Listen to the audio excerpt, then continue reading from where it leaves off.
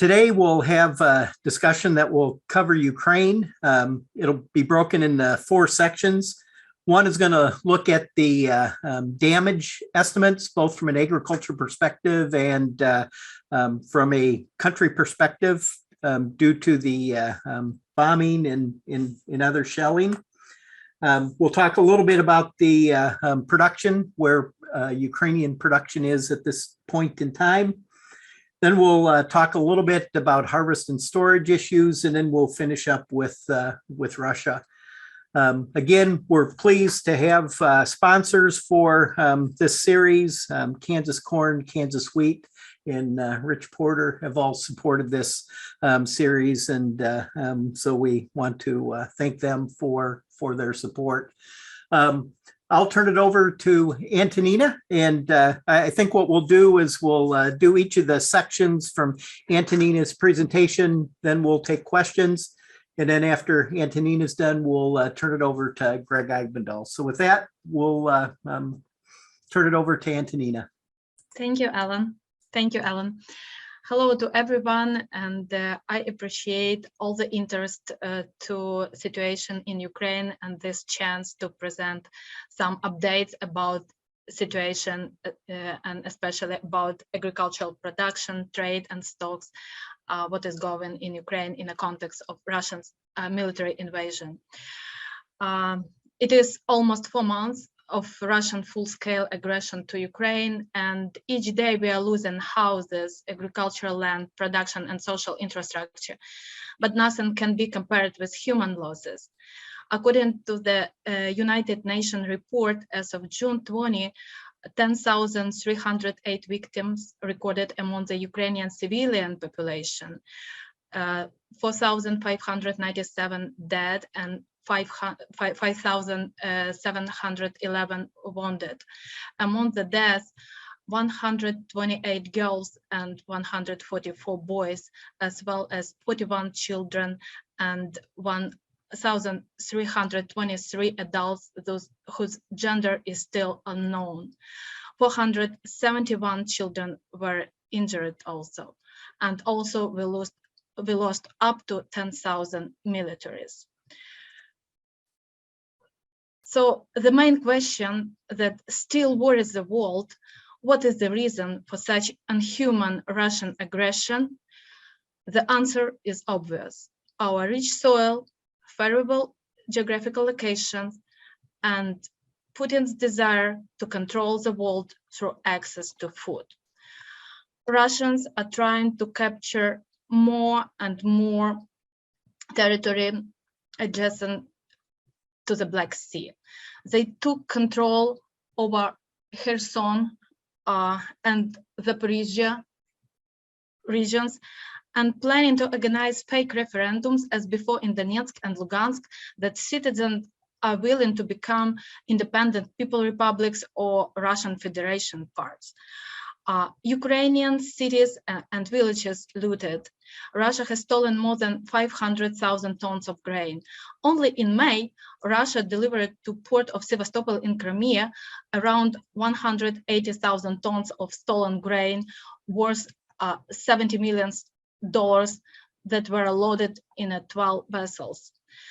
The invaders are trying to launch the Kherson port, but so far they are not able to do so because the exit to Black Sea passes through the city of Charkiv and Mykolaiv region, so which is under Ukrainian control, and they are constantly sending missiles and carrying out counterattack to capture this area. One of the biggest port, Nicotera, was bombed at the beginning of June. A rocket hit the silos with sunflower meal and a lot of grain burned. Total grain storage capacity of this port around 515,000 tons of grain. Fortunately, the fire was localized, but minimum 4 grain storages full of grain were burned. Every day, Ukrainian economy loses about $170 million due to blocked seaports, while 90 million tons of agricultural products are blocked inside the country. The total damage to Ukraine agricultural industrial complex as a result of Russian military invasion has already reached $4.3 billion. Russian aggression affects not only the ability to freely export our agricultural products and feed about 400 million people a year around the globe. Damage to land, infrastructure, and agricultural machinery directly affect the production of agricultural products in Ukraine. The largest damage category in damage to the farmland is damage to the farmlands, including unharvested winter crop. That is, as you can see from this table, over $2.135 billion.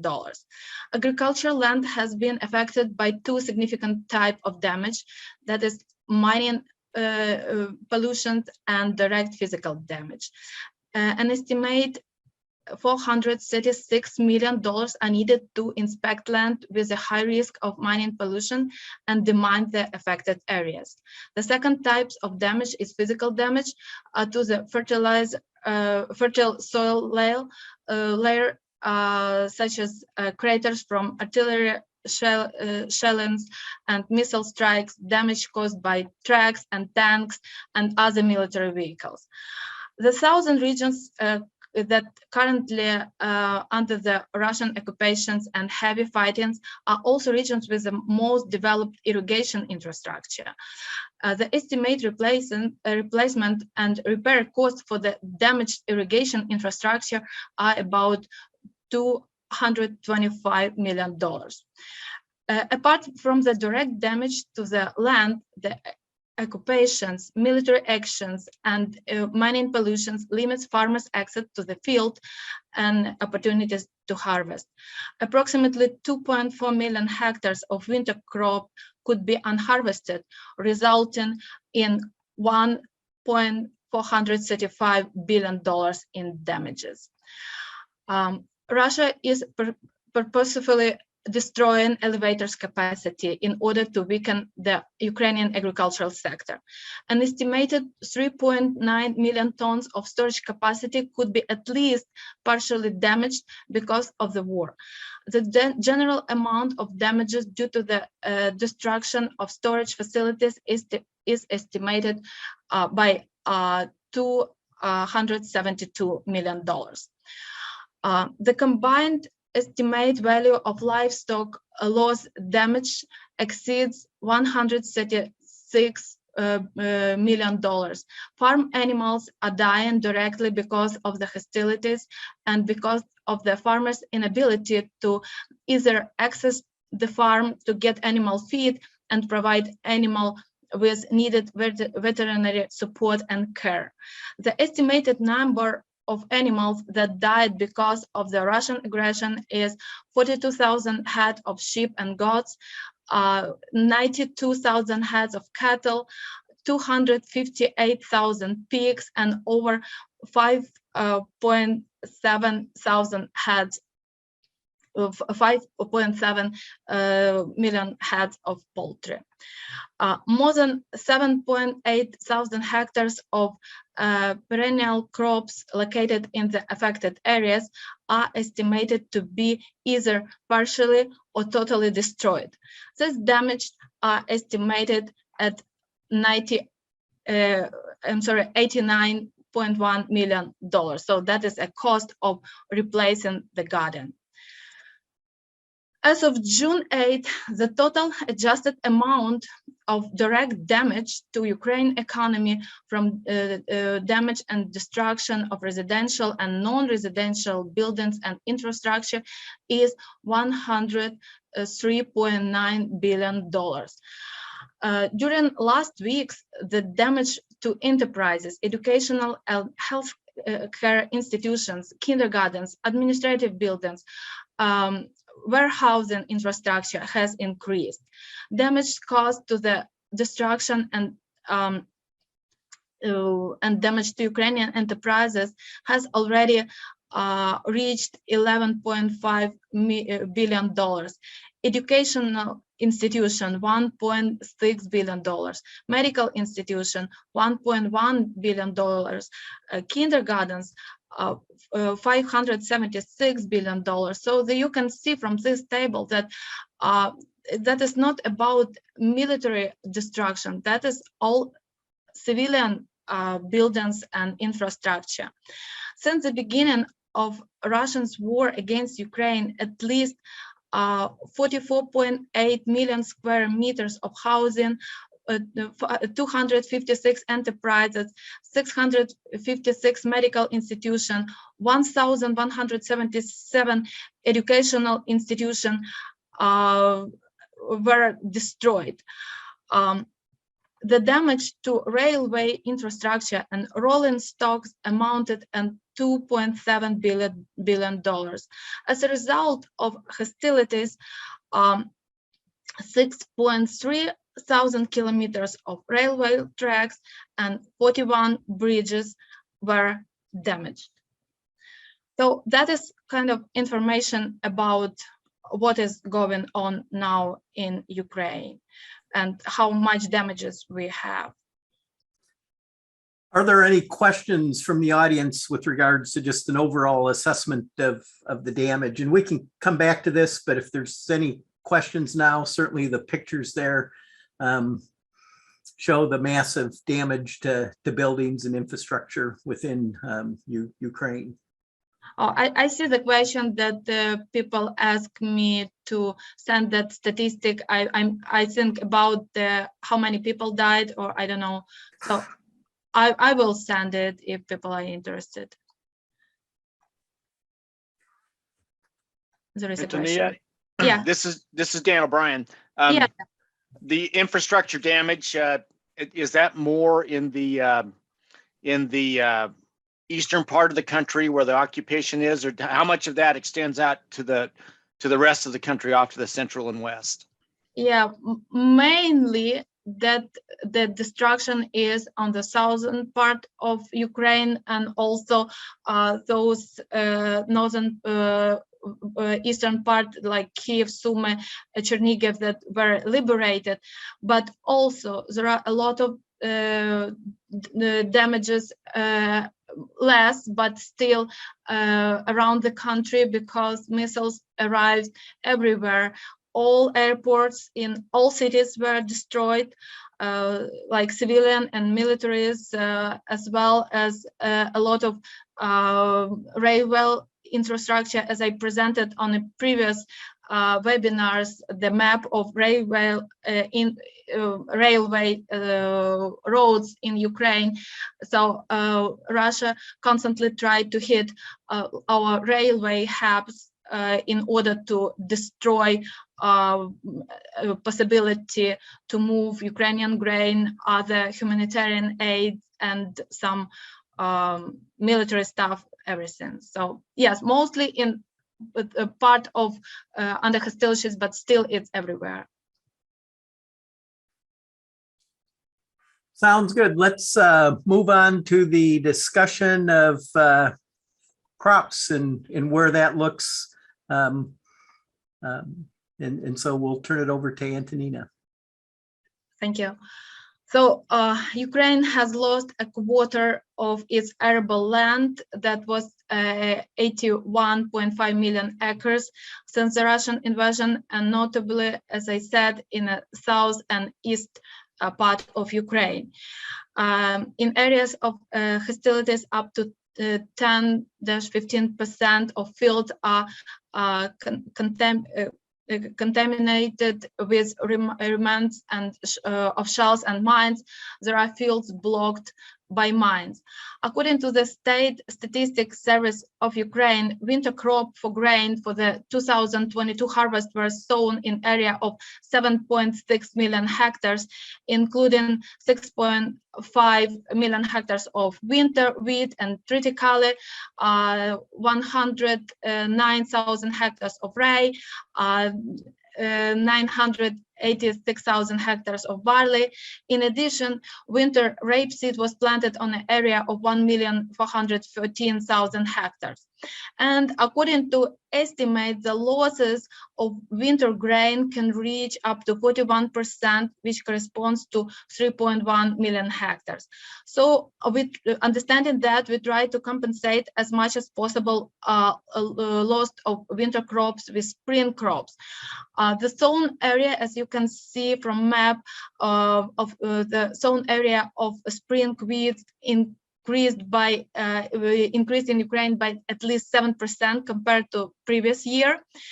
And the structure of crops and crop rotation was partially changed.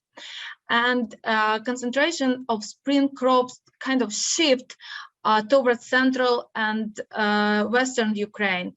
As you can see from this map, that dark green, that is more than 20,000 hectares of spring wheat are planted in each region of Zhytomyr, such Zhytomyr, Lviv, Ternopil, and some other region like Vinnytsia, where I am from. It's more than 17,000 hectares of wheat. Kiev region, despite the hostility that was here at the Volhynia, that is not really usual for previous year. As of June 19, farmers in Ukraine have completed work on planting. There was expected that area of the main spring crops on the territory controlled by Ukraine to be amounted 14.2 million hectares, which is 2.8 million hectares less than last year. But in total, 95% of projected area is done, which is 13.4 million hectares. According to the results of the 2022 spring campaign, the biggest changes in the structure of crops concern wheat, corn, sunflowers, and soybean.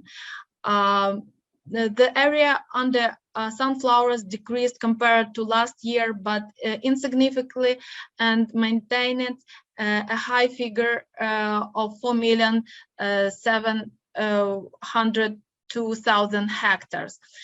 There was a reduction in corn crops this year, 4 million, as you can see here, 4,638,000 against 5,500,000 hectares last year. And according to operative data, all categories of farm are sown, as you can see from table. Spring wheat 191,000 hectares, spring barley 951.4 thousand hectares, spring grape 34.1,000 hectares, and so on. I will not list all of them, just a point that if you would see this diagram on the right corner, so we even planted more corn and sunflower and soybeans and spring barley. So we planted more than we expected to plant. Weekly dynamics of spring planting field work is presented on this slide. As you can see, some crop were sown late compared to the previous year due to the lack of fuel, seeds, labor, as well as the need to inspect and demine a number of areas that were liberated. In opposite, as you can see, spring wheat was started early, as it was a priority for country to provide itself with bread and ensure own food security. So we can compare also this dynamic with the crop calendar in Ukraine. Actually, there was a question in registration form about sowing and harvesting period in Ukraine, so I added the slide. So everything is a little bit later than in Kansas because our climate a little cooler. And as you can see on the slide, calendar divided by parts of Ukraine, and on the middle, it is kind of combined average in Ukraine. And I would say that southern region, whereas like Kherson, are more close to Kansas climate. So a few days ago, a fresh crop of winter barley is being harvested in the southern regions, and agrarians in Odessa region were the first in Ukraine to harvest summer fields. Harvesting of winter barley has started in Izmail district, and the first movement on the area of 7,000 hectares with a yield of 2.1 metric tons per hectare yielded 14.7 thousand tons of grain for the new harvest. In total, in Odessa region, 1,061,000 hectares of winter grain are to be harvested this year. In particular, 551,000 hectares of winter wheat, 244,000 hectares of winter barley, 50,000 hectares of spring barley, and 190,000 hectares of rapeseed. According to the Ministry of Agrarian Policy, it estimated that we need about $6 billion for harvest campaign. One of the very important input for getting high yields and good quality harvest is fertilizers. As of June 16, according to the Ministry of Agrarian Policy and Food, the average level of provision of agricultural enterprises with plant protection products in Ukraine is about 80%, that is on the bottom. Currently, around 25.5 thousand tons of plant protection products are available in the country with a total demand of 32,000 tons. As you can see from this table, Vinnytsia, Poltava, Khmelnytsky, Dnipropetrovsk, and Zhytomyr, Odessa, Kirovgrad, Volyn, and Chernigiv Oblast are close to the maximum level of needed plant protection products. Cherkasy and Zakarpattia, Lviv, Sumy, Ivano-Frankivsk, and Chernivtsi Oblast are almost fully provided, but the lowest level of fertilizers are in Kharkiv, Zaporizhia, Donetsk, Kherson, and Mykolaiv Oblast that were under active hostilities.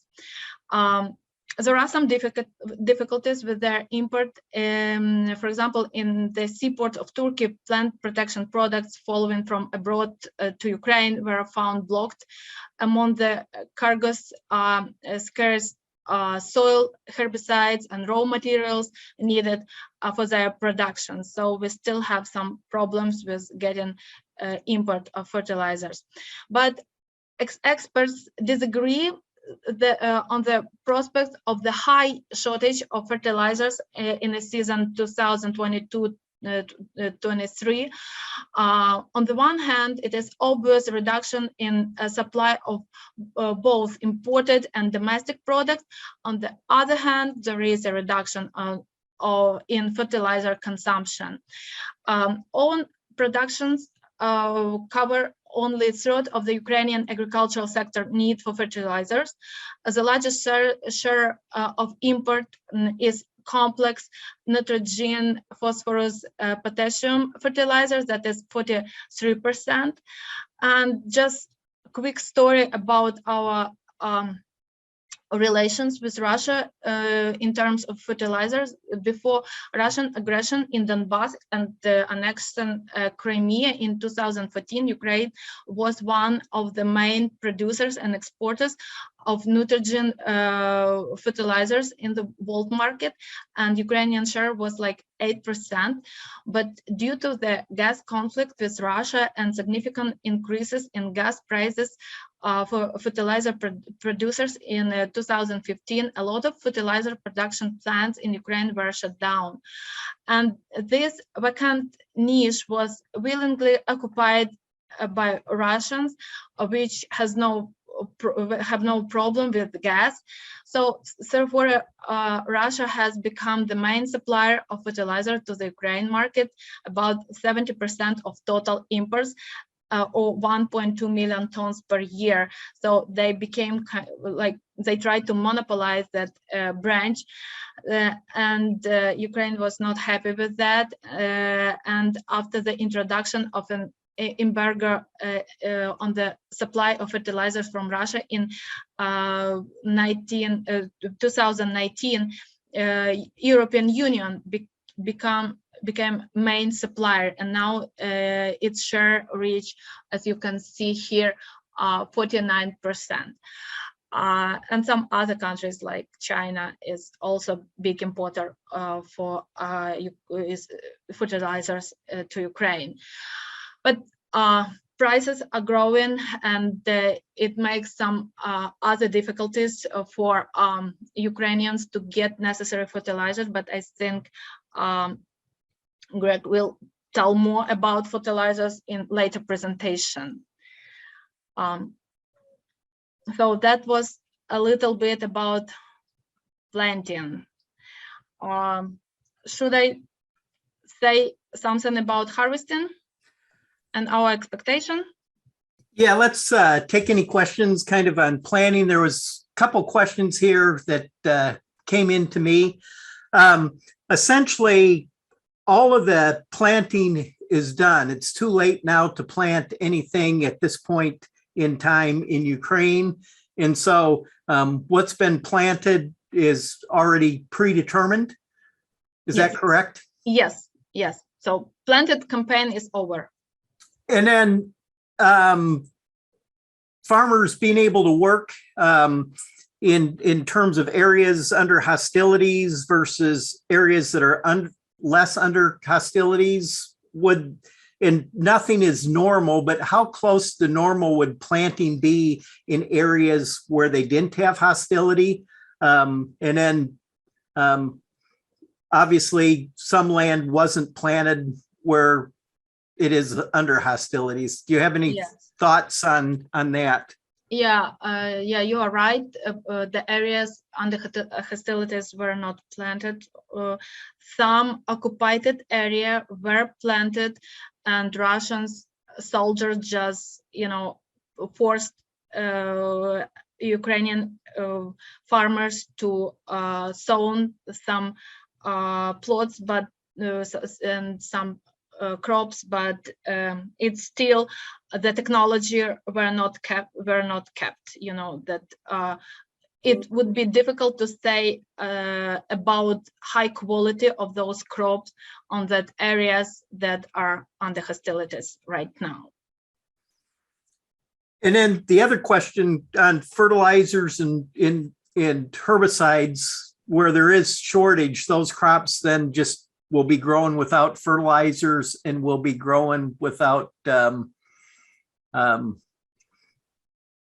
herbicides. And so if there's weed pressure, it will compete against the crop, and then there just won't be the amount of fertilizer applied in parts of the areas that will reduce the crop potential. Is that correct? Unfortunately, on those areas that under hostilities, it could be if we will not have chance to deliver on that area those necessary fertilizers. Could be.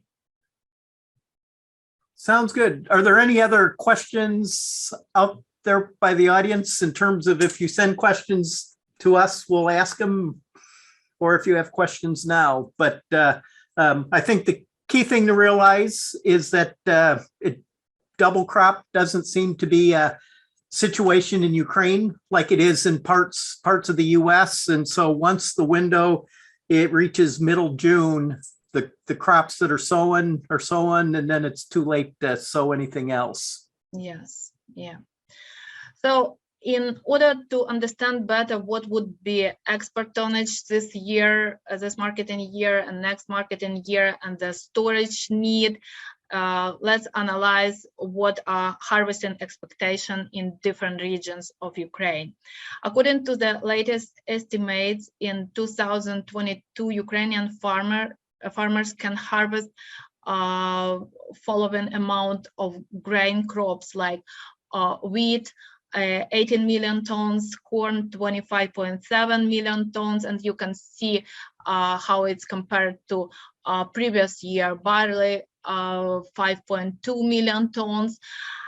So the total grain harvest in 2022 can be about around 50.4 million tons against 86 million tons in 2021.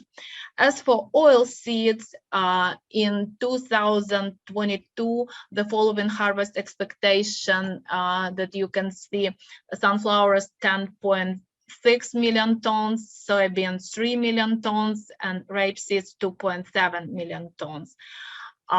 So totally more than 60 million tons of grain and oil seed are expected to be harvested, and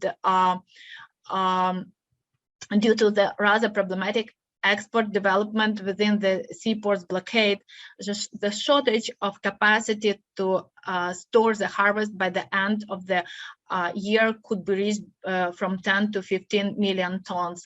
So that is actually latest slide from my previous presentation that was shown how much capacity, storage capacity left in Ukraine. But Ukraine understands that problem and is already getting prepared additional storage facility. There are some mobile elevator cans, kind of like metal rings, and also plastic bags are coming from the USA, Canada, Great Britain, and European Union. Despite all the logistic difficulties and blockade of seaports, Ukraine continued to increase grain export. Export volume of grain and legumes in 2021-22 marketing year, as you can see from the table, reached 47.9 million tons. That is more for almost 9% compared to previous marketing year. Growth occurred in all positions. Significant growth was in wheat export, 2.2 million tons, and corn, 1.6 million tons. Ukraine revenue, as you can see from this diagram, Ukraine revenue from grain export also increased, and this is also due to higher prices. Ukrainian export potential for 2022-2023 marketing year will depend from the domestic consumption and ending stocks, and of course how much we could harvest. Before the war, domestic consumption of grain and legumes in Ukraine was estimated at 19 or up to 20 million tons. Due to the losses of grain elevators in hostilities and occupied areas, domestic consumption has grown and could reach up to 27 million tons. We expect 22 million tons domestic consumption for the next marketing year, but due to the partial or forced migration of Ukrainians abroad, consumption may fall by 7 to 10%. Actually, according to the latest statistic data, more than 7.5 million people left Ukraine, and that is mostly women and children. We have ending stocks for now 17 million tons of grain and legumes. That is 3 times more than usual. And we hope we can solve somehow this problem and open our Black Sea ports, and hopefully next marketing year we will return more close to the usual rate. In my report, USDA analysts published a forecast of world wheat production in 2002-2003 marketing year, according to which the grain harvest could fall to 774.8 million tons compared to 779.3 million tons in this marketing year, and world export may increase to 204.9 million tons compared to 199.9 million tons in this marketing year. So wheat stocks in next marketing year are expected at 267 million tons against 279.7 million tons in this marketing year. And I took from those reports some like top 5 countries to see what we have, and also at Russia and Ukraine. And it is remarkable that despite sanctions against Russia, Russian export of wheat and sunflower oil and some other crops that are not presented on this slide shows significant growth. As I already mentioned, Russia delivers stolen Ukrainian grain to third countries such as Syria and some other African countries, also ready to accept bloody grain from Russia. According to the president of the African Union, they just don't care where the grain comes from. The same is happening in the oil and gas market. At the time when America and Europe are imposing and enforcing sanctions in order to punish the aggressor and force an end to the war, some countries like China, India, and other developing countries have increased their purchase of oil and gas from Russia several times and at reduced price. So it means that Russia still have some income, and some countries help Russia to keep their economy drive.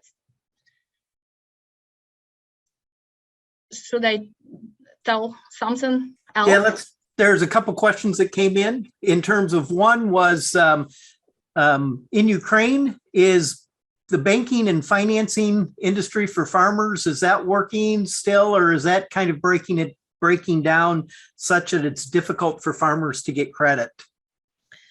Actually, on the territory that is under control of Ukraine, banking system now reopening, and it works, and farmers can get some credits. That is expensive because our inflation rate grows. Actually, I was checked statistic for inflation, and if last year it was kind of 10%, now it shows on a level 14%. But to be honest, prices grow much more, and especially if we would say about fuel that is really needed for farmers. So yes, financial system try to work. That is much more complicated in occupied areas, because all banks were occupied by Russian, and they tried to switch Ukrainian currency to their rubles and force farmers and all businesses use their system. And it's actually a Russian system, you know, that is excluded from SWIFT. So they tried to build their own kind of financial system. So for the farmers who are on occupied areas, that is complicated. Thank you. And then the other thing is I imagine, since crops from last year are in Ukraine and haven't been sold, I imagine the farmers haven't been paid for that. So the financial situation of farmers is more difficult because the grain has not been totally sold. And so that obviously makes it difficult when you have last year's crop and you're needing to buy inputs for this year's crop. Yeah, you are right. You're absolutely right. Farmers have some problems with money because they didn't sell previous harvest. And I heard that some Russian traders come to Ukrainian farmers and ask them to sell, not to just steal, but sell crop, and they propose like 2 to 3 times less price rather than market price. No, and so certainly that makes it difficult. And if you want to finish up on your discussion of Russia. Yes. So as I told, unfortunately, as we can see, sanctions not really hit Russia. And this slide actually shows dynamic of grain and pulses stocks in Russia.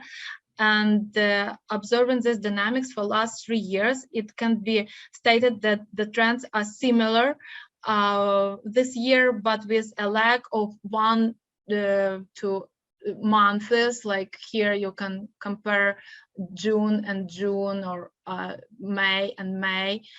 So it's more close to previous. And currently Russia has around 10 million tons ending stock of grain and pulses.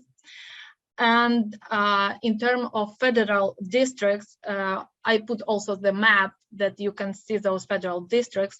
Largest amount of grain and pulses are concentrated in central, southern, and Volga federal district that have pretty close weather conditions to Ukraine. And actually some of those areas were Ukrainian.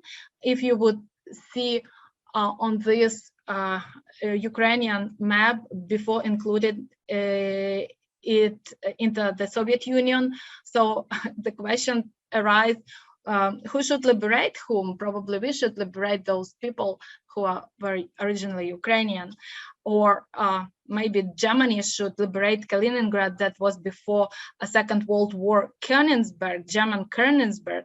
And actually, talking about sanctions, recently Lithuania banned transit through its territory to this Russian enclave, the Kaliningrad region, of some cargo, imposing European Union sanction on Russia, and in response to Russia's war in Ukraine. And Moscow has reacted sharply to Lithuanian actions, accusing Lithuania of violations and threatening retaliation.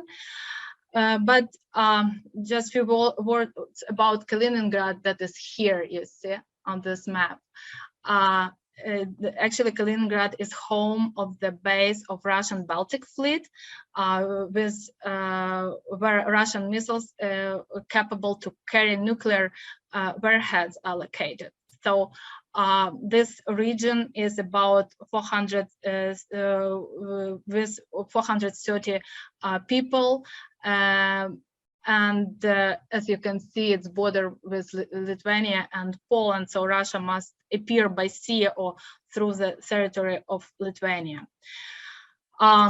So we'll need to understand that Russia is not going to stop provide aggression. It's need to be stopped. Another confirmation on this became the 27th International Economic Forum that took part in St. Petersburg from 15 to 18 June, just recently. And I was listening to all speech of Putin, and he was just laughed from sanctions and said that it is economic suicide for Europe and the winter is coming soon. And besides, he believed that sanctions actually make Russian economy stronger because they will start produce as much as possible by themselves and will not import dependent anymore.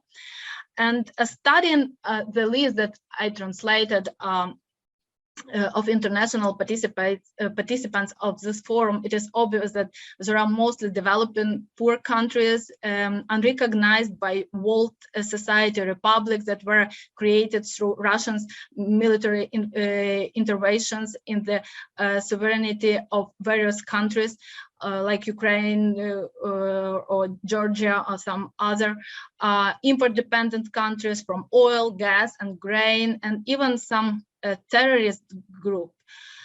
And they all support Russia for one reason or another. And it was, that is a photo made by the one journalist that was present on that forum.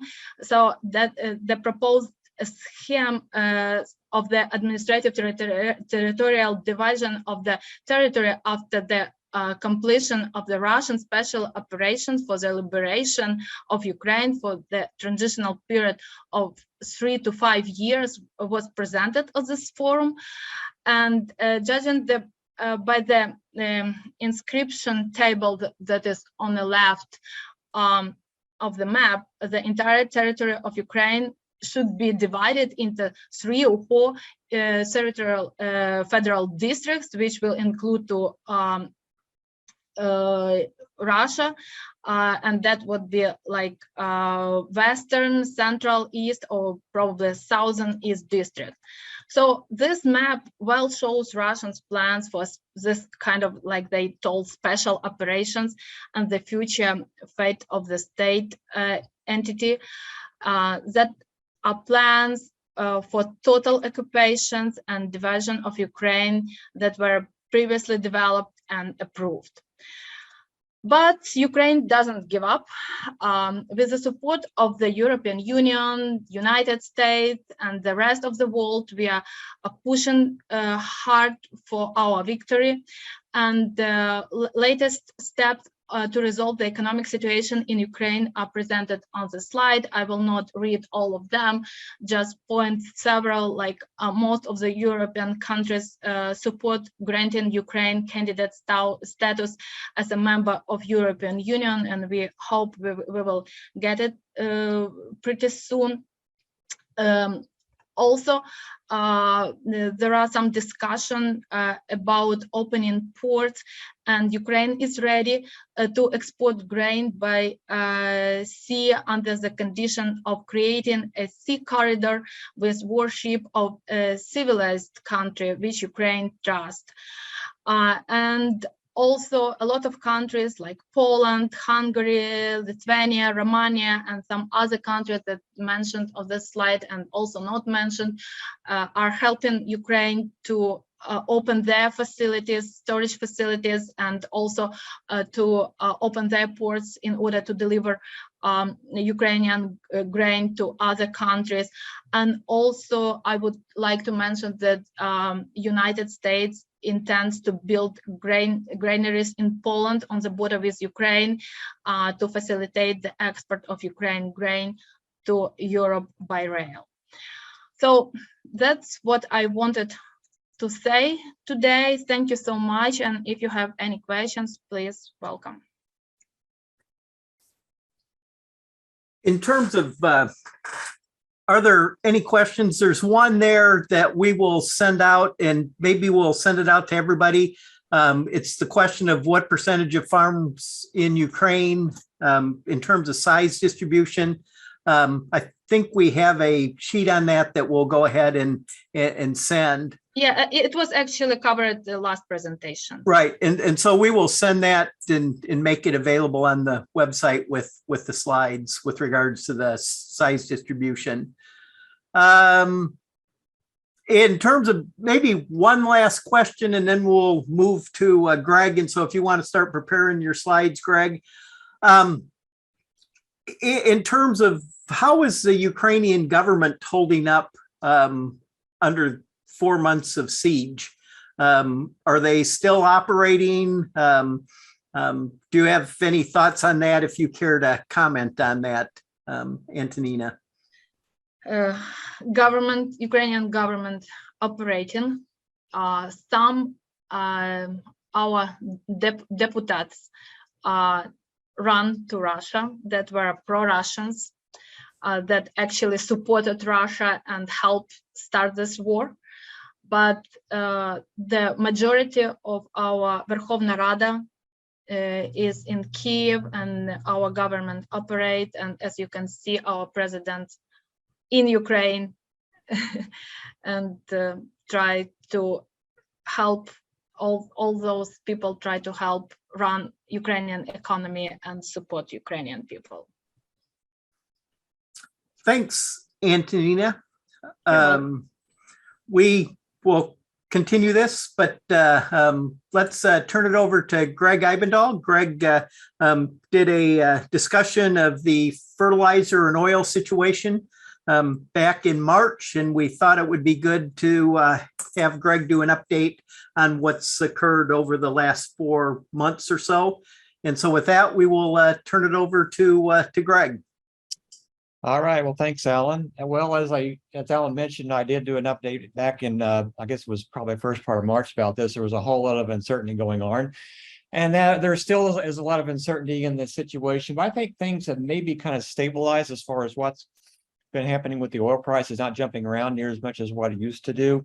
I think the big things now with fertilizer and oil, though, have to do with things that are happening here within our own country. So I'll touch on those as I go through. But I thought I'd first start a slide here on how well are the sanctions working. And I'm not really sure you can really say that they're really working all that effectively right now. Part of it is because we have things like oil and gas and fertilizers that are fungible commodities, and those things are notoriously difficult to sanction. So even though we say we're going to block them one way, you know, those things are just like water going through a pipe. It's going to find a way around things and eventually get there. It may add more costs, but I think they will be able to export a lot of their fuel and fertilizer. In fact, if you've been watching the news yesterday, I just saw India has committed to buying a lot of Russian oil, a lot more than they have. And China is buying a lot more oil too. You know, China typically has to import a lot of oil, and they've been getting a lot from Russia too. So Russia is getting their oil out there on the market. It does have the effect of raising prices. Here's what is the surprising thing, though, for those of you who've been following the ruble. I think when the idea with sanctions are that we would actually collapse the ruble and it would go down to nothing, and that's what actually you see happen here when we first did this. We put sanctions on. Here's the invasion. The ruble really dropped. But since then, the ruble has been going strong, and it's actually now at a 5-year high as far as the strength relative to the dollar here. I think that was kind of unexpected. Some other things happening in Russia right now. There's high interest rates. You know, the central bank in Russia actually raised interest rates up to about 20%, but they've had 4 rate cuts since they did that, and now their interest rates are down to about 9.5%, which is not too far off than where they were before this whole thing actually occurred. One thing Russia did that was really smart on their part, I think, to help them out was they actually require buyers of natural gas and other commodities to buy at least 80% of that in rubles. They have since backed it off, I think, down to 50%. But I think that was a very smart move on their part to help strengthen the ruble. Initially, we were thinking that the Russian economy was going to contract about 10%. Look, it's looking like now it's going to be less than half that. So the people who are really suffering about this are going to be the Russian people, because they can't really get a whole lot of things to buy because sanctions have worked to limit the amount of goods coming into the country. But the government itself, I don't think it's going to come out of this in very bad shape. And you could argue in some respects, they're actually going to be stronger than what they were. I actually think the strong ruble is going to help Russian exports. You know, normally that you would think that would be backwards, that a strong commodity or currency would actually discourage exports. But the way they require things to be bought in rubles, I think is actually going to help them move product and actually going to provide a lot of money to Russia that way. And again, oil and gas and fertilizer are all fungible commodities. So those things will find a way to get out there as long as they don't have their infrastructure totally destroyed, as long as they're able to produce fertilizers and oil and gas and get that out of the ground and available to export. I think there will be ways for Russia to have a lot of those things actually coming to other countries. It may be a different route than what they're used to. And that's really what has added prices to the oil price, which I'll talk about here in a minute. Here's the situation with fuel prices. Anybody who's been filling up their pickup truck or car knows we're paying much higher prices than we were last year. I guess you could really consider the start of high prices to kind of start back here at the beginning in 2001. And if you look at the diesel price, it has more than doubled during that time frame. The same with gasoline prices, more than doubled. But really about 50 to 60% of those increases actually happened before the Russian invasion. So you can't blame this whole thing on Russia's war with Ukraine, because a good chunk of that did happen before the Russian-Ukraine invasion even occurred here. The thing that got me interested in fuels the last month or so is what has happened to this price spread between diesel and gasoline prices. So typically, if you look at this on a historical basis, this gap has been fairly consistent over time. And if you go through this, you'll suddenly see when we got to mid 2022, this gap suddenly widened, where it was before maybe 25 to 50 cents. Now it got to be over $1. And it has since declined a little bit. But part of this has, as I'll talk about here in a minute, happened because of inventories getting really low, especially for diesel fuel. That's what kind of spread out this gas here. So the EIA, the Energy Information Association, their analysis was saying, well, once refineries kind of recover back from their early spring maintenance that they normally do, where they lose a lot of capacity and they get ramped back up to speed, that we'll see this gap kind of go away and we'll still see diesel prices come down. Well, the gap has gotten smaller. Unfortunately, it's not the way I first envisioned it being. I thought diesel prices would come down and kind of catch up with gas prices.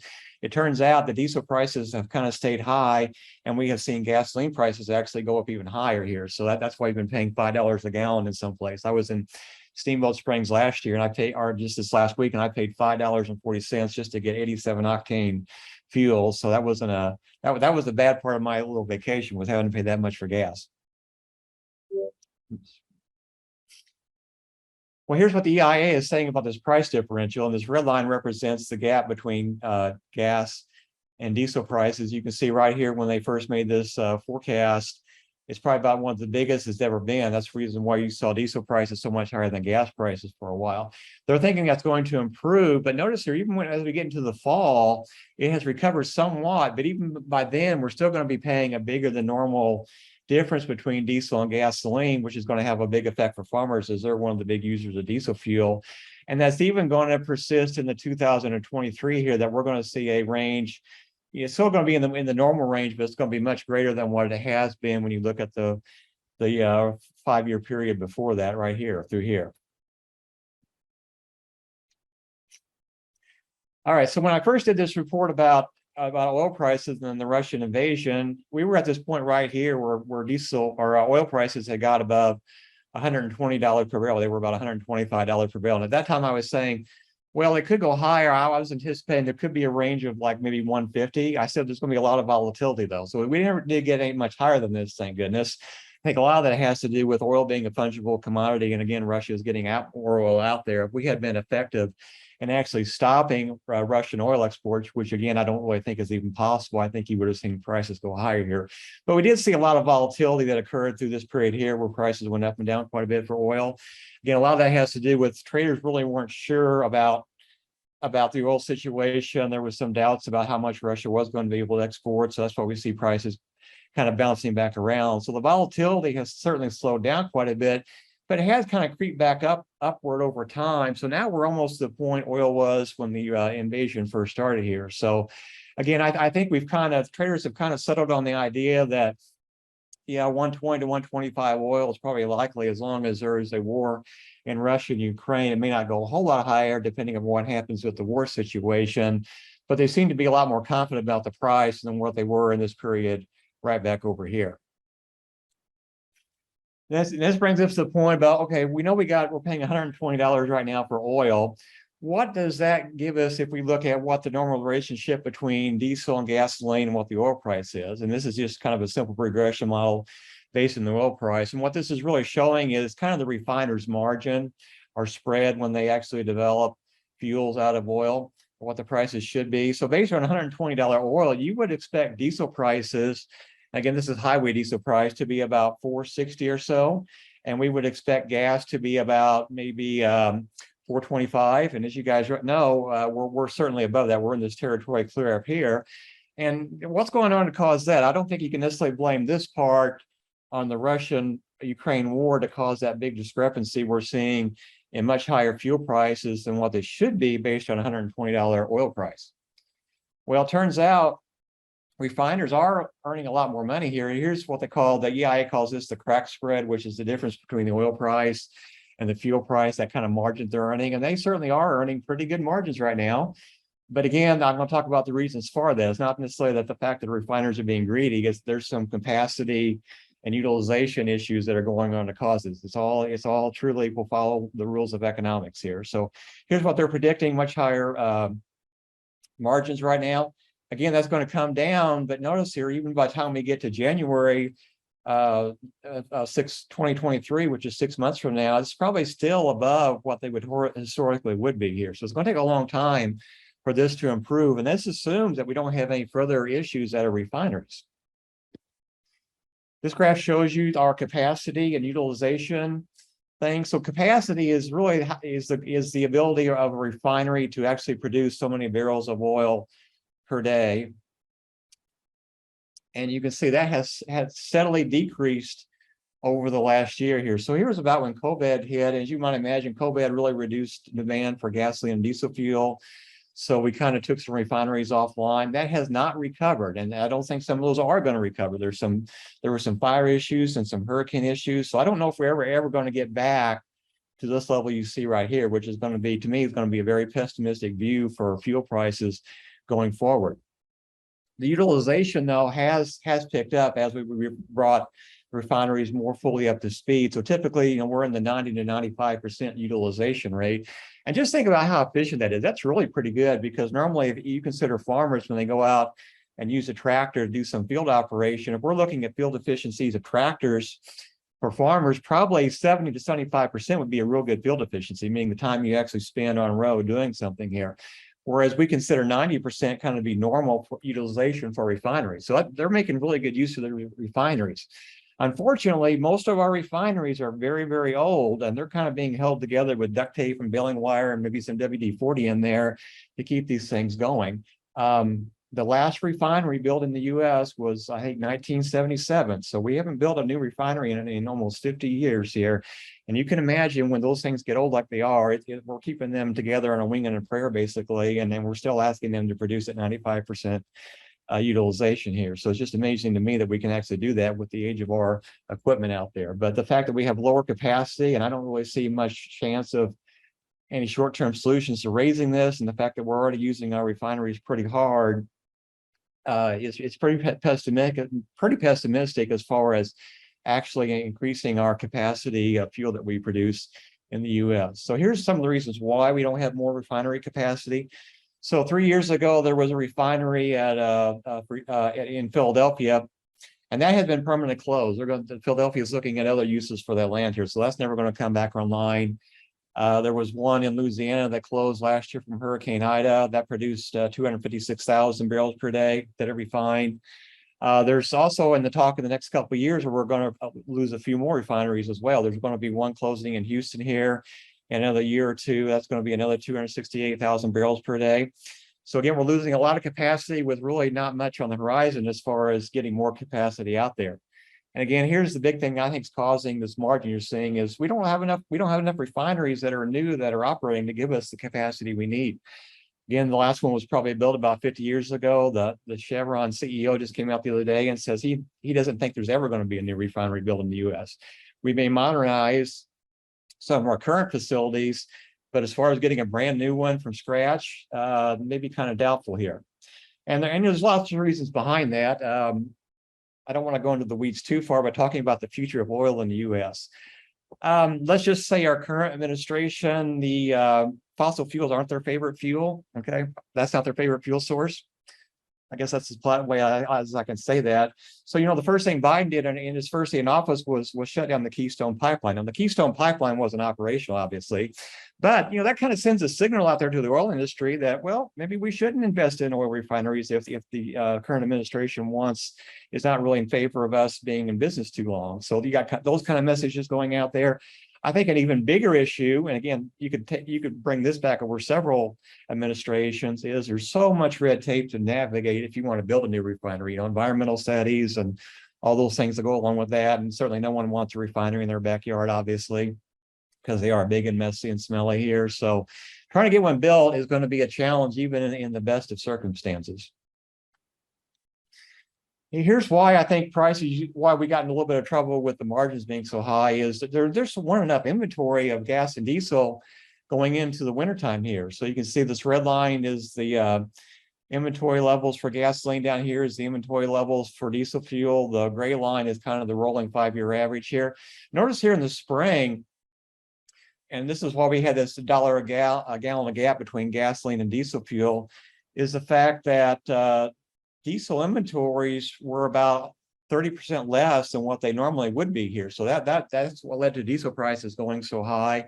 And right now, diesel, that's why you see the gap kind of closing, but you see gas prices going up because refineries are looking at this as there's better margins on diesel fuel. So let's try to make as much diesel fuel as we can, with the idea that, you know, you can only get so many things out of a barrel of fuel, and you can only modify the gas diesel relationship to so much of a degree here. But they're working to make more diesel fuel, but at the expense of probably what we would normally be doing for the summertime driving for gasoline. So that's why we have seen gasoline prices go over $5 in lots of the country here. The unfortunate thing is the diesel inventory levels are going to stay low for a long, long time here, at least for a year out here, according to what the EIA is saying. So this is always going to put pressure on the diesel fuel market, because we really don't have enough inventories out there. And with our refinery capacity, it's going to be hard to close this gap and get back up to where we should be.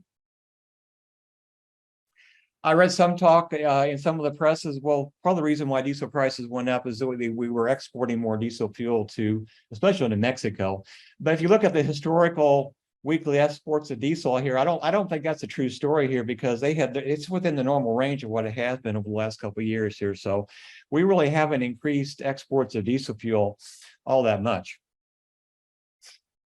And this graph just kind of shows you where our production and imports are coming from. So, you know, oil is a kind of a weird product. So you hear people say that, well, we are exporting oil here, but when you hear people say that, they think that we're not importing any. We're a country that we're always going to import some oil, and we're probably likely going to export some oil. And that has, again, more to do with the relationship between refineries, the way they're set up here in the US, than anything else here. So our refineries in the US are really set up to handle heavyweight oil, because we can get a lot of other products besides diesel and gasoline. We can get lubricants and greases and things like that. Those have a lot of other value too here. So refineries in the US are more geared, they're more sophisticated, even though they're old, to produce those kind of other products here. So the Keystone Pipeline was important for that, because we get this heavy oil out of Canada. Well, that's great for our refineries, because they can handle that stuff really well.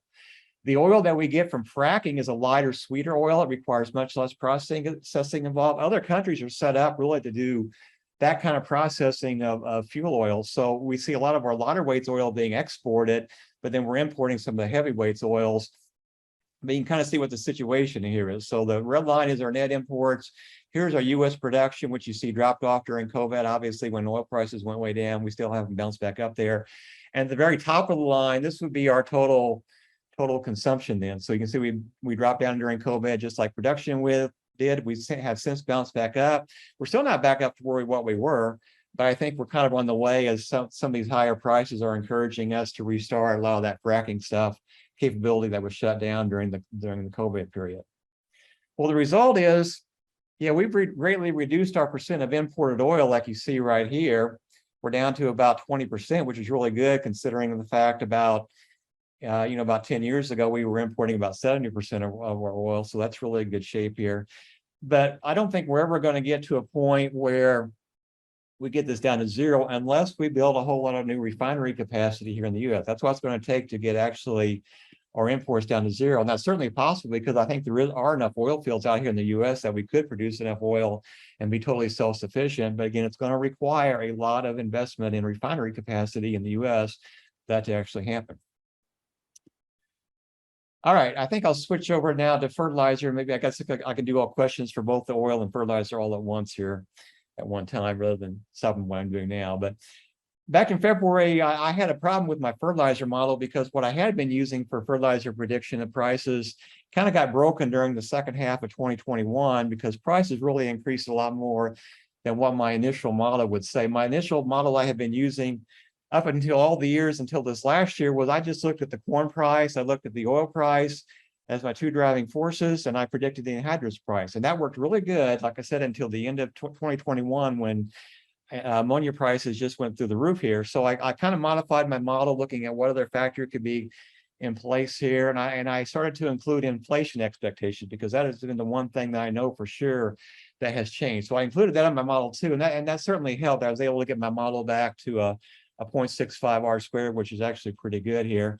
And that worked pretty well, but I didn't have enough data to feel too confident in how it was working. Well, now, just a few weeks ago, I revised my model, and I have a few more months of data in there now. So I have a little more confidence in it. And then my R squared actually reflects that as well here too. It's now up to 0.75. So again, looking at the same forces, looking at the ammonia price, the corn, estimating the ammonia price from the corn price, the oil price, and then looking at inflation expectations kind of 2 months ahead. So oil prices kind of go up really before the inflation kind of does here. So my model didn't really change a whole lot from June to February. I put a little less weight on corn, as you can see, a little more weight on the oil price and a little more weight on the inflation price. But again, a very similar model to what I had before. And it's actually predicting things much better than it did before too here. So here's the factors in my model with the thing I'm trying to predict. So I'm looking for factors that kind of help me mirror what you're seeing over here as far as the anhydrous price. And you can see all corn, inflation, and oil, all three help us to explain some of this thing going over here. And then I'm looking for things that will help drive the rest of the model too here. So when I combine all these three together, I get a model that actually does a pretty good job of actually giving us a price for anhydrous ammonia. And here's how my model is actually working here. So this is really the same graph, just a different time frame. This is the model going back to 2009, whereas this starts in 2020, just to give a little more detail. So you can see my model fits really pretty well now. And just looking at the last 2 years with a prediction for 2022 into 2023, you can see what's happening. So I haven't quite got the timing here quite right yet. I'm sure I can probably get that to smooth out a little bit when I make further adjustments to my model. But based on what I'm seeing right now, as far as what I see for oil, corn price, and inflation expectations, I really expect the anhydrous ammonia price not to decline anytime in the near future here. When I pulled data a few weeks ago for this, we were, right around $1,500 to $1,600 for anhydrous price. I really think you could see anhydrous price kind of creep upward over the rest of this year, where we might actually end 2022 probably in the $1,700 range. I would not be a bit surprised by seeing prices go up to there. And again, that's based on what you see down here: $125 oil, low $7 corn, and 8% inflation. Now, we've already got inflation numbers that are higher than that. So if inflation would go up 10%, now you may be talking about, $2,000 anhydrous. I don't think is out of the picture here. As I mentioned at the end, though, a cure for high fuel prices, a cure for $5 gas is $5 gas, which means the major recession, which I think is becoming more and more likely every day, could dramatically change this, especially if that crashes commodity prices. That's, that's something I'm kind of keeping in the back of my mind. That could very well happen here. But assuming that the corn price and oil prices stay about what they are, $1,700 to $2,000 for a ton for anhydrous is certainly a possibility that farmers should be planning for going into next year. You can see how my model actually fits here. So a little bit scary here because I got a lot of data points down here and very few up here. So trying to get the model to fit when I don't really have enough data points is a little bit of a risky proposition, but I think I'm getting off to a good start with what's going on. Looking at the correlation, so I predict anhydrous ammonia with my model. But fortunately, most of the fertilizers are pretty highly correlated with anhydrous, even the ones that don't have any nitrogen in them. So looking at this graph, you see the correlation between these products. So here's anhydrous urea, here's our correlation here. Here's kind of the scatter plot of looking at this. You can see on most of these graphs, the scatter plot between the two products I'm comparing, kind of light of data on the top end here. But here's the correlation. So as you might imagine, anything with nitrogen in it is going to be pretty highly correlated with the anhydrous price. Urea is 0.94, DAP and anhydrous is 0.94. The highest correlation of all, and then because they're very similar products, is DAP and MAP. Both have nitrogen and phosphorus in them, so the correlation is 0.99. Something like potash and anhydrous, which has, potash obviously has no nitrogen in it, so you would think, well, maybe the correlation is not quite so strong. But even potash and anhydrous has a pretty good correlation, 0.72. So I can kind of use that in my model then to help predict what I think the prices are going to be, because I can predict my anhydrous price and kind of look at the relationship historically between these other products and kind of make a rough prediction that way as well.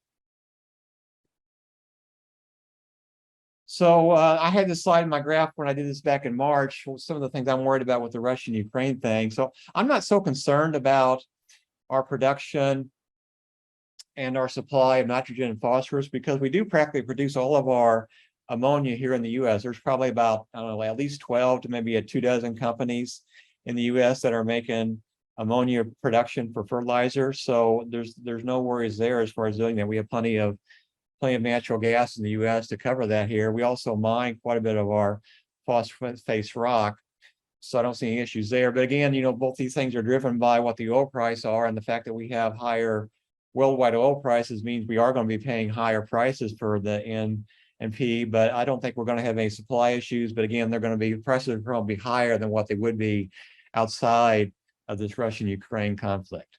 The thing I'm most concerned about, and I was concerned about this back in March, I still am kind of concerned about this issue too, is potash, because we don't hardly produce any potash here in the US. Almost all of that is imported. We get most of ours from Canada, but as you guys all well know, all these fertilizers are in a world market situation. So the fact that there is less potash out there coming from Russia means that the world price for potash is higher too.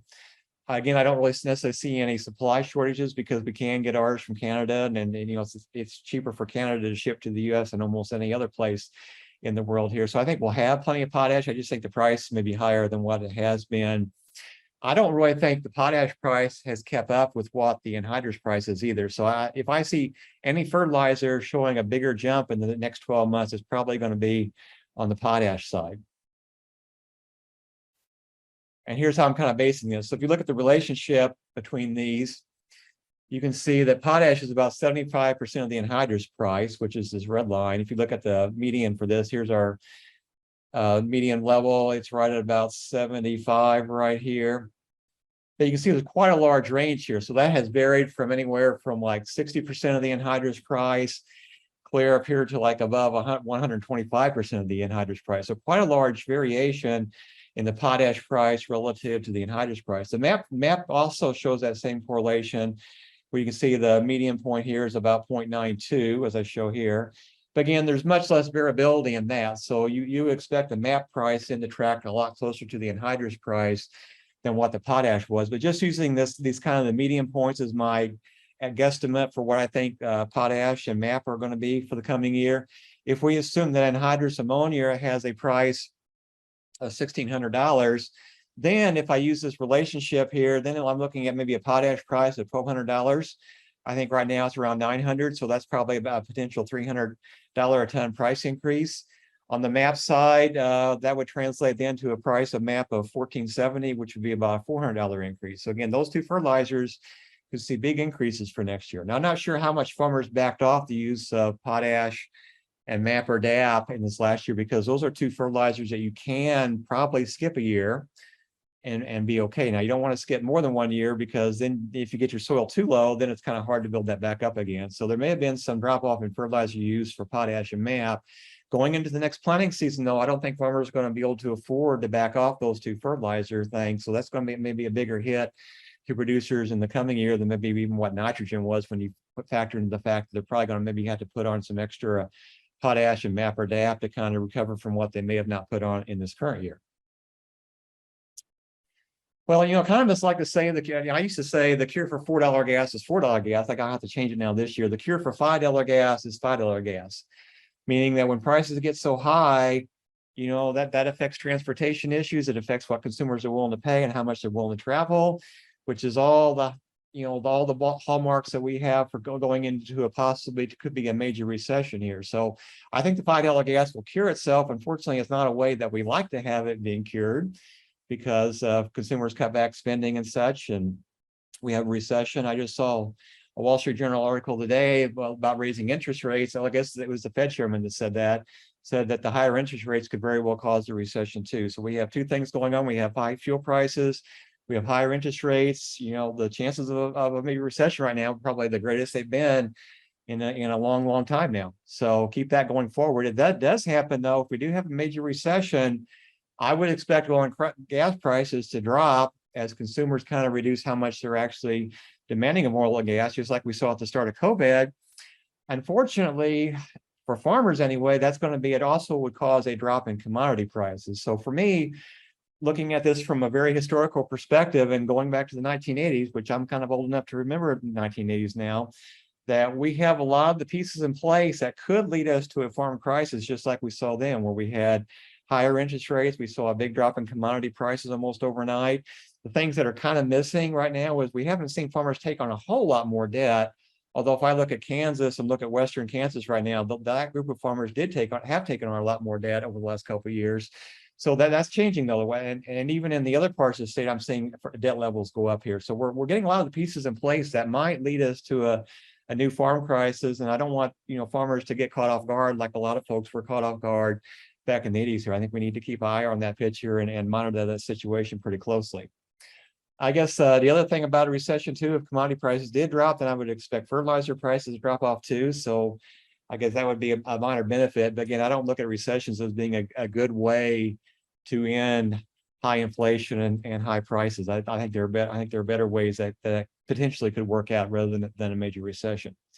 What I think we're going to have happen though is, and I saw this driving out to Colorado last week, a lot of people still on the road here. I don't think consumers are willing to admit that prices are so high and they've been pent up waiting to travel because of COVID for the last couple of years. So consumers have made travel plans before this kind of inflationary period started. I think they're going to follow through with that because they figure, well, I had to stay home for 2 years. I want to go out and see the US. But I really anticipate by fall, you're going to start to see the effects of high fuel prices start to show up, and you're going to see consumers less likely to spend a whole lot of money on gas and diesel driving around things. So I think by fall is when I'd maybe look at the recession period, maybe being a lot more likely than maybe right now during the summertime. All right. Questions, comments?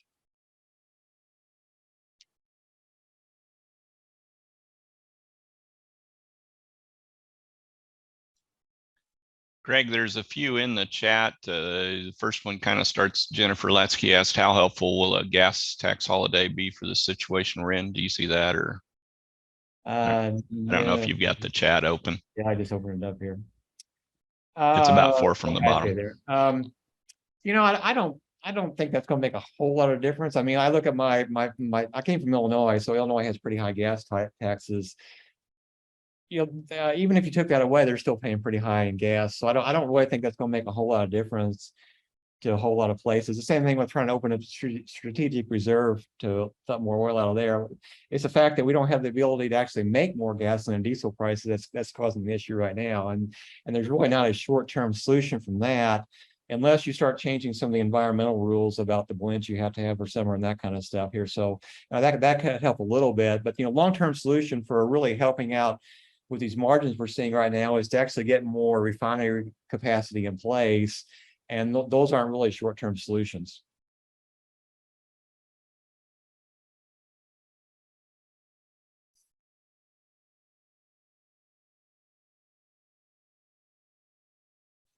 I'll comment on this comment about the oil sand. I don't think that's really a lot of oil. I think most of those sand oils are pretty heavy oils that really the U.S. could actually work with better than some of the lighter stuff we're getting when we actually do fracking.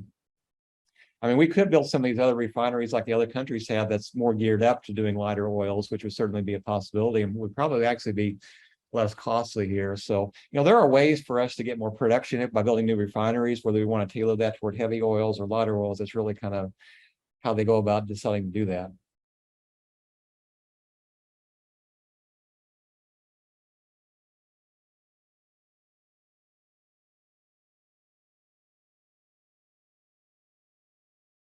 Someone asked about nitrogen in the air. Yeah, nitrogen's free, but there's this process of, can't remember what they called that, but they basically use a catalytic reaction to burn natural gas. And that catalytic reaction actually then makes the nitrogen ammonia fertilizers out of the nitrogen in the air. But again, you have to have natural gas to do that. Now, my initial model when I first started modeling fertilizer prices many years ago was to look at natural gas as a driver for the ammonia fertilizer prices, but unfortunately I could never get a good model to work, mainly because natural gas seems to be a lot more price volatile than what oil does. So it never did work out too good. It was when I made the switch looking at oil versus natural gas, I got a model that actually worked pretty well. And really, you think about oil and natural gas are kind of substitutes. It just works out better on a model to use oil in that model as I predict prices.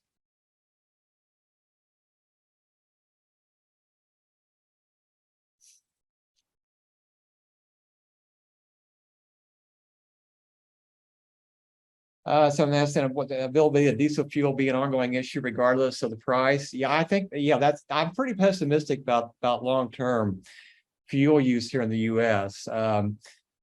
This wasn't just a year in the making issue with the refinery capacity. This has been kind of building for a long time here. So if we have a stronger economy, assuming we kind of get past this current inflationary time, that's going to be a big issue because we don't have enough refinery capacity to make the fuel that we need. And with several refineries scheduled to go offline because of their age and damage, that's going to be a big issue. And, a lot of our refineries are on the Gulf Coast here. So just imagine another big hurricane going through and another plant being tremendously damaged. So that's a big concern of mine. It was just like now in the US with electricity production, where we have rolling blackouts in a lot of cases. I kind of see that maybe the same thing happening with fuel. Either we're going to be importing a lot more finished product than what we have been. We don't really import a whole lot of finished product right now, but we may have to look at countries like Canada and Mexico to get our gas and diesel from. And I'm not sure most people want to do that. I think we prefer to have our gas and diesel made here in the US, just like we grow most of our food here in the US too. So that's a big concern of mine going forward. It makes me kind of pessimistic about if we can ever actually solve that issue.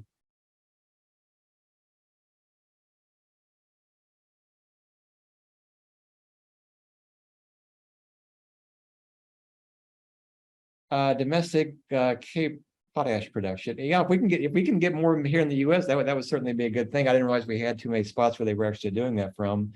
I think Canada probably has access to easier to get to resources than what we do, but certainly the more likely we can make our own fertilizers here in the US, probably the better likely we are to withstand some kind of supply shock like we're seeing with the Russian-Ukraine issue with fertilizers.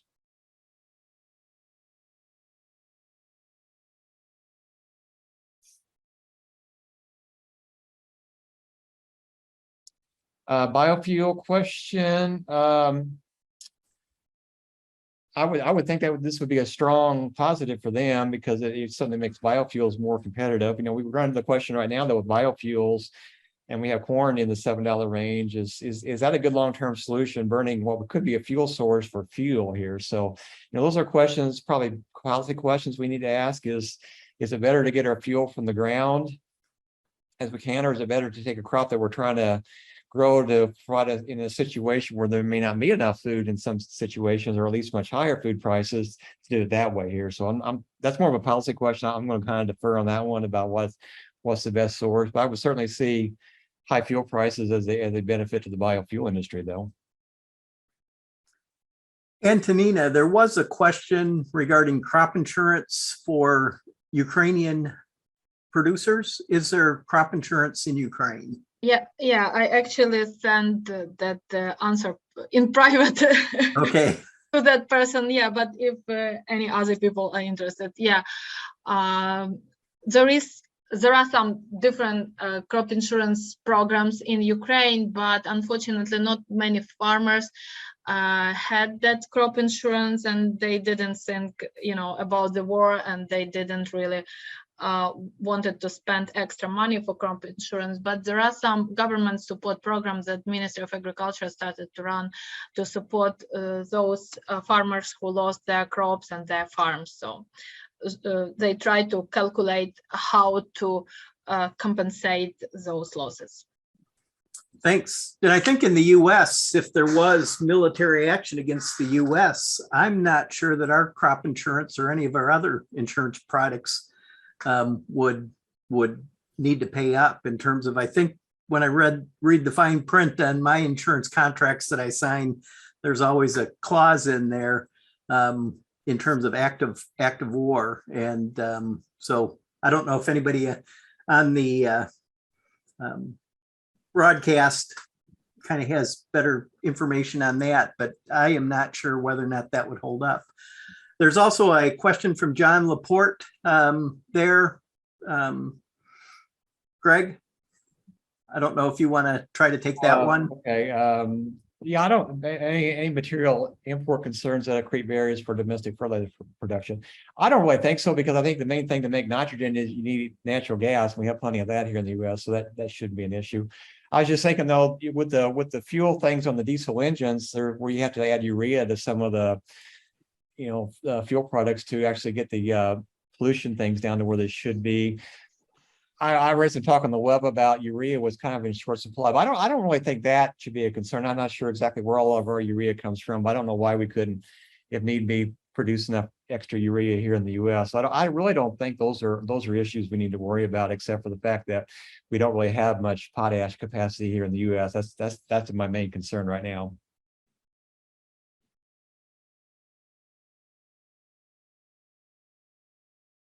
Any last minute questions, or we'll turn it over to Rich to close the session down. Greg, this is Dan O'Brien.